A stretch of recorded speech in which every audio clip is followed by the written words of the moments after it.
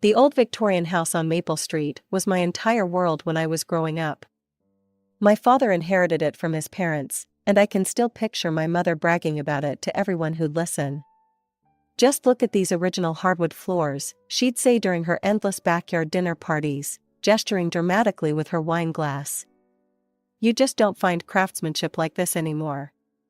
I was 7 when we moved in, and while my mother was busy showing off her prized possession to her friends, I found solace in my father's company. Dad understood me in a way Mom never did. He'd notice when I finished one book and immediately appear with another, like magic. "Hannah," he'd say, his eyes twinkling as he pulled yet another novel from behind his back, "I think you're going to love this one." And I always did. Mom didn't get it. "Hannah, sweetie," she'd sigh, watching me curl up in the window seat with my latest treasure, "wouldn't you rather go play with the neighbor kids? Sarah from next door just got a new bike." "I'm good here, Mom," I'd reply, not looking up from my page. I could feel her disappointment from across the room, but Dad would just wink at me from behind his newspaper. I wasn't completely antisocial. I had my moments of glory at school, especially after I started writing for the school newspaper. My stories always got people talking, and even the popular kids would stop me in the hallway to ask when my next piece was coming out. But my favorite escape was still my grandmother's house, with its magical library room that smelled of old paper and leather. "A writer needs to read," Grandma would say, running her fingers along the spines of her beloved books. "How else will you learn to tell your own stories?" She'd let me spend hours in there, bringing me cookies and hot chocolate while I devoured everything from classic literature to modern mysteries. I was 12 when the police showed up at our door. I remember every detail of that moment: Mom's coffee cup shattering on the kitchen floor, the officer's grave expression, the words "terrible accident" echoing through our hallway. Just like that, Dad was gone. Mom cried for weeks. I'd hear her at night, muffling her sobs into her pillow. But then, something shifted. The tissues disappeared from her nightstand, replaced by makeup and perfume bottles. She started going out in the evenings, coming home with a bounce in her step and color in her cheeks. "Life goes on, Hannah," she told me one morning over breakfast, applying lipstick in her compact mirror. "We can't stay sad forever." I nodded, but something felt off. The way she said it, like she was trying to convince herself more than me. I didn't know it then, but that morning marked the beginning of the end of my childhood. Mom met Richard at some office party. Within a week, he was having dinner at our house. Within 2 weeks, he'd moved in his things. Within a month, they were married in a small courthouse ceremony. It happened so fast, I barely had time to process that this stranger was now living in Dad's house, sleeping in Dad's bed, sitting in Dad's chair at our dinner table. The first time Grandma met Richard, I could see the concern in her eyes. She pulled Mom aside into the kitchen, but their whispered conversation quickly turned into raised voices. "Linda, you barely know this man," Grandma hissed. "Think about Hannah." "I am thinking about Hannah," Mom shot back. "She needs a father figure." "She had a father," Grandma's voice cracked. "And his memory deserves more respect than this." That was the last time Grandma was allowed in our house. Mom told her not to come back until she could be supportive. Richard never hit me or yelled at me, but he had other ways of making me feel unwelcome. He'd walk into a room where I was reading and immediately turn on the TV at full volume. If I was doing homework at the kitchen table, he'd start complaining about clutter. Once, when I was looking at Dad's old photos in the living room, Richard gathered them up and put them in a box. Mom watched it all and said nothing. Worse, she started sending me to my room whenever Richard came home from work. "Honey, Richard's had a long day," she'd say. "He needs some quiet time." Then Mom got pregnant, and whatever scraps of attention I had been getting disappeared completely. They turned Dad's old office into a nursery, cooing over paint samples and tiny clothes. When my sister Emily was born, you'd think she was the first baby ever to exist. One morning, I stood in front of Mom while she was feeding Emily.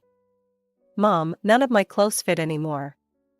I need new ones for school." She looked at me like I'd asked for a private jet. Hannah, do you have any idea how expensive babies are? We just had to buy Emily a new crib. But Mom, my jeans are all too short, and... For God's sake, Linda, Richard interrupted from behind his newspaper. The girl acts like we're made of money. When I was her age, I wore hand-me-downs. Mom sighed heavily. We'll go to the discount store this weekend. But this is the last time, Hannah. You're getting too expensive to maintain. Too expensive to maintain. Like I was a car with too many repair bills. I looked at Emily in her designer onesie, surrounded by new toys, and felt something inside me harden. I was trudging home from school one rainy Tuesday, lost in my thoughts, when I heard a familiar voice call my name. There, standing under a red umbrella with that mischievous smile I'd missed so much, was Grandma. Hannah, sweetheart. She pulled me into a tight hug that smelled of cinnamon and home. Oh, look at you. You've grown so tall. Grandma. I hugged her back fiercely, realizing just how much I'd missed her. I haven't seen you in forever. Her face clouded slightly. I know, dear. Your mother, well, she's made it clear I'm not welcome at the house anymore. Then her eyes twinkled. But what she doesn't know won't hurt her, right? How about we get some hot chocolate and catch up? At the small cafe around the corner, over steaming mugs and chocolate croissants, Grandma laid out her proposal. Your mother can't stop me from seeing my granddaughter, she said firmly. If she asks, just tell her you're out with friends. You do still have friends, don't you? And just like that, my life split in two. At home, I was the unwanted shadow, tiptoeing around Richard's moods and Mom's indifference. But my afternoons belonged to Grandma. We'd spend hours in her library, discussing books and writing. She'd help me with my homework, then we'd cook dinner together. Mom never questioned where I was spending my time. If anything, she seemed relieved when I'd come home late. This went on for about a year, until one night at dinner, Mom and Richard dropped their bomb. Emily needs her own room, Richard announced, cutting into his steak. She's getting too big for the nursery. I looked up from my plate, confused. But all the bedrooms are taken. Unless you're turning Dad's old office. We've decided to give her your room, Mom interrupted. You can sleep on the pull-out couch in the basement. The basement. The dark, damp space where Richard stored his tools and Mom kept old holiday decorations. Where the heating barely worked in winter. This isn't fair, I protested, looking to Mom for support. Dad would never. Well, your father isn't here, is he? Mom snapped. And quite frankly, Hannah, you should be grateful we're letting you stay here at all. Most kids your age would be happy to have any space to themselves. I sat there, fork frozen halfway to my mouth, as the full impact of her words hit me. Letting me stay here. Like I was some charity case they'd taken in, not the daughter who'd lived in this house since she was 7. Not the girl whose father had lovingly painted clouds on her bedroom ceiling when she was 10 because she said she wanted to sleep under the sky. When do you want me to move? I asked, my voice hollow. This weekend, Richard said. I want to start painting on Monday. Emily wants pink walls. That night, I lay in my bed for just 3 more days, and stared up at those fading clouds. I took a picture of them with my phone, knowing they'd soon be covered by whatever shade of pink Emily had chosen. Another piece of Dad erased. Another part of me displaced. Living in the basement turned out to be a blessing in disguise. The isolation gave me clarity, I needed a plan to get out. College became my lifeline, my ticket to freedom, and I threw myself into making it happen. Every afternoon at Grandma's house, I worked on my applications. My portfolio was growing impressive, editor of the school newspaper, 3 statewide creative writing competition wins, and a collection of short stories published in various youth literary magazines. My English teachers wrote glowing recommendations, especially Mrs. Peterson, who called me the most promising young writer I've encountered in 20 years of teaching. High school graduation day arrived with June's sticky heat. I sat among my classmates in the auditorium, scanning the crowd. Grandma was there, beaming proudly from the middle section, but Mom and Richard's seats remained empty. They'd announced at breakfast that Emily had a dance recital the same afternoon. After the ceremony, Grandma hugged me tight. "Your father would have been so proud," she whispered, her voice thick with emotion. She slipped me an envelope. Inside was a card with a beautiful note and enough cash for a new laptop. The acceptance letters started arriving in March.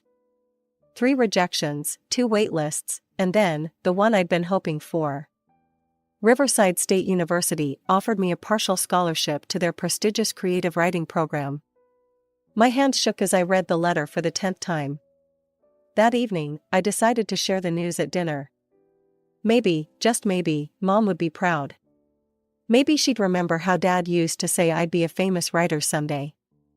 "I got into Riverside State," I announced, trying to keep my voice steady. "They're offering me a partial scholarship for their writing program." Richard didn't look up from his phone. Mom paused, fork halfway to her mouth, then set it down slowly. "Oh, Hannah," she sighed, and my heart sank at her tone. "We need to talk about college." "What do you mean?" "I've got the scholarship, and Dad's college fund." "About that," Mom interrupted, placing her hand protectively over her slightly swollen belly, a gesture I'd grown to hate. "We've had to make some adjustments to our financial planning. With the new baby coming." I felt the blood drain from my face. "What adjustments?" "Emily's private school tuition is already significant, and with another baby on the way." "My college fund?" I repeated numbly. "The money Dad saved for my education?" "Your father would understand," Mom said, her voice hardening. "Family comes first. Family comes first." The words echoed in my head like a bad joke. I looked at my mother, this stranger who wore my mom's face, and realized something that had been true for years: I wasn't part of her family anymore. I stood up so fast, my chair toppled backward. "That money isn't yours to spend." My voice came out sharp and clear, surprising even me. "Dad worked overtime for years to save that money. He wanted me to go to college." Mom's face flushed red. "How dare you be so selfish? Your sister needs." "Emily is your daughter with Richard," I cut her off. "Dad's money was for me. His daughter. Or have you forgotten that's what I am?"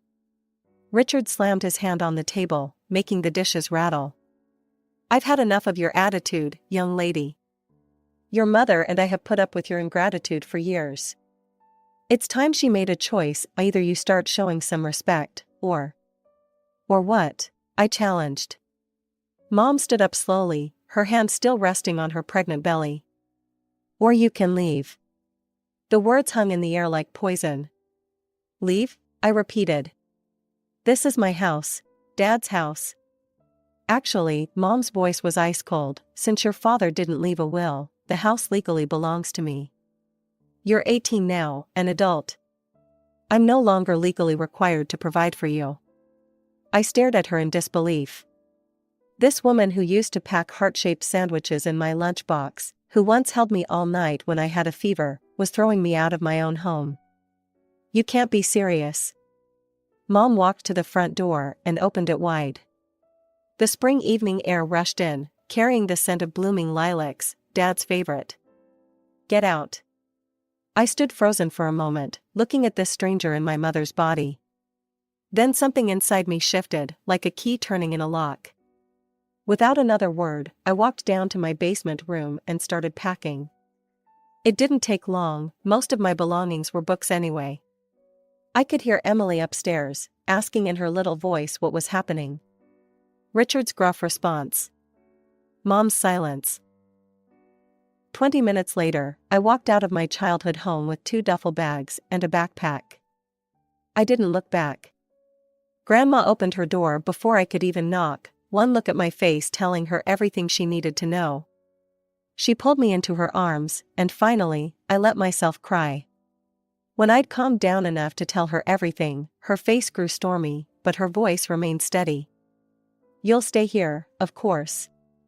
And I'm paying for whatever that scholarship doesn't cover." "Grandma, no, I can't ask you to." You're not asking, I'm telling. She squeezed my hand. Your father would never forgive me if I let his daughter's dreams die because of. She paused, choosing her words carefully, this situation. 3 months later, I was moving into my dorm at Riverside State. I'd found a job at the campus cafe that worked around my class schedule. Between that, Grandma's help, and my scholarship, I could just about make it work. Mom never called. Never texted. Never tried to find out if I was okay. I deleted her number from my phone but couldn't delete the ache in my chest that appeared every time I saw other students' parents visiting them on weekends. Junior year of college brought an unexpected turn in my life. While working on yet another creative writing assignment, I had an idea that wouldn't let go. It wasn't my usual style. Instead of literary fiction, I found myself writing a psychological thriller about a woman uncovering dark family secrets. Maybe I had some things to work through. You should enter it in the National Emerging Writers Competition, my favorite professor suggested after reading the first few chapters. It's different, raw, honest. I spent months perfecting the manuscript, writing between classes and cafe shifts, often staying up until dawn. When I finally submitted it under the pseudonym E.J. Blake, I didn't expect anything. The competition was notorious for attracting thousands of entries. Then came the call. Is this Hannah Morrison? A woman's crisp voice asked. I'm calling from Riverside Publishing regarding your submission to the National Emerging Writers Competition. I gripped my phone tighter. Yes? Ms. Morrison, we're pleased to inform you that the Glass House has won first prize. Furthermore, we'd like to offer you a publishing contract. I sat down hard on my dorm room floor. I'm sorry, what? The advance they offered was more money than I'd ever seen. The contract arrived the next day by courier, 12 pages of legal language that basically said they believed in me and wanted more books. The book hit shelves 4 months later. The reviews started rolling in. A stunning debut. Breathtakingly honest. A new voice in contemporary fiction. By the time I graduated college, I had 2 more books out under my pseudonym, both bestsellers. My second advance bought me a beautiful apartment in the city. The third let me quit my cafe job and write full-time. Grandma kept me updated on family news, though I never asked. Emily started first grade, she mentioned during one of our weekly dinners. And the little one, Thomas, just started kindergarten. I nodded, pushing my pasta around my plate. It was strange to think I had siblings out there who didn't know I existed. But I felt good without them, really good. Especially after I met David at a local bookstore where I was doing research for my 4th novel. He was a literature professor who had no idea his favorite new author was sitting right next to him in the classic literature section. E.J. Blake's latest book, he'd said, noticing me looking at a display of my own work. Brilliant stuff. Wish I knew who they really were. I smiled mysteriously. Maybe they just value their privacy. We married 2 years later in Grandma's backyard, surrounded by books and fairy lights. David insisted on reading a passage from the Glass House during his vows, still unaware he was quoting his own bride. We bought a house in a quiet neighborhood, with a library bigger than my old basement room and a garden full of lilacs. Life was good, better than good. And then one day there was an unexpected turn. It's time, Marcus, my publisher, announced during our quarterly meeting. Your new book is your strongest yet, and we think revealing E.J. Blake's identity would create exactly the buzz we need for the launch. Marcus was right, of course. The reveal was orchestrated perfectly, a major literary event at the Grand Plaza Hotel. Journalists, critics, and fans packed the ballroom. I stood backstage, my heart hammering. Ready? David whispered, straightening my blazer. No, I laughed nervously. But when has that ever stopped me? The moment I stepped onto that stage, camera flashes exploding like stars, I felt strangely calm. Hello, I said into the microphone. I'm Hannah Morrison, but you might know me better as E.J. Blake. The room erupted. The next few weeks were a whirlwind. My face was everywhere: magazine covers, morning shows, literary blogs. Mystery author revealed. E.J. Blake, literature's best-kept secret. The woman behind the words. Then came the message on social media. Hannah, sweetheart. I've been watching you on TV. You look so beautiful, so successful. I've missed you so much. Can we talk? I want to make things right. Love, Mom. My finger hovered over the delete button. After 14 years of silence, now she wanted to talk? I have nothing to say to you, I wrote back. Please don't contact me again. I thought that would be the end of it. I was wrong. A week later, I was in my home office when David called up from downstairs. There's someone at the door. I knew before I reached the foyer. Mom stood on my porch, older but still recognizable. Her eyes were red and puffy. Oh, Hannah, she cried, stepping forward with outstretched arms. I stayed behind the screen door. What do you want? She wiped her eyes, composing herself with surprising speed. I've been following your success. You've done so well for yourself. No thanks to you. I know. I made mistakes. She wrung her hands. But I'm here because, well, Emily is graduating high school next month. She's so bright, Hannah. She got accepted to several colleges, but with Thomas still in school and the economy being what it is. I let out a harsh laugh. You're here for money? She's your sister, Mom pressed. And I know you're doing well now. Those books must bring in quite a bit. My sister? I interrupted. The same sister you gave my room to? The sister you spent my college fund on? That sister? Hannah, please. We're family. No. My voice was steel. We're not family. Family doesn't throw their child out on the street. Family doesn't steal their college fund. You made your choice 14 years ago, Mom. You chose Richard and your new family over me. You don't get to show up now, acting like a loving mother, just because you want my money. You ungrateful, selfish brat. Mom's voice rose to a shriek. After everything we did for you. She was causing a scene now, her voice echoing down our quiet street. You'd let your own sister suffer, just to spite me. I stepped back inside. Goodbye, Mom. The door closed with a satisfying thud, drowning out her continued screams. I thought that would be the end of it. I was wrong. A week later, David called me into the living room, his face grim. On the TV screen was my mother, dabbing her eyes with a tissue as she spoke to a sympathetic interviewer. My daughter abandoned us, she sobbed. As soon as she got famous, she forgot where she came from. Now her little sister needs help with college, and she won't even answer our calls. Money changed her. Success made her cruel. The interview was just the beginning. Soon, my social media was flooded with hate messages from strangers who'd read Mom's posts about her heartless daughter who threw away her family for fame. Karma will get you, one comment read. What kind of person abandons their family, said another. Your poor mother. Your poor sister. I was shell-shocked until Marcus called. We're holding a press conference, he said firmly. Time to tell your side. I don't want to air my dirty laundry in public, I protested. Hannah, he said gently, you've built your career on telling the truth through your stories. Maybe it's time to tell your own. The next morning, I stood at the podium, cameras flashing. Grandma sat beside me, her spine straight as steel, her eyes clear and determined. My name is Hannah Morrison, I began, my voice steady. And this is the story my mother isn't telling you. For the next hour, we laid out everything. The college fund that was stolen. The basement bedroom. The cruel stepfather. The day I was thrown out. Grandma provided bank statements showing she'd paid for my education.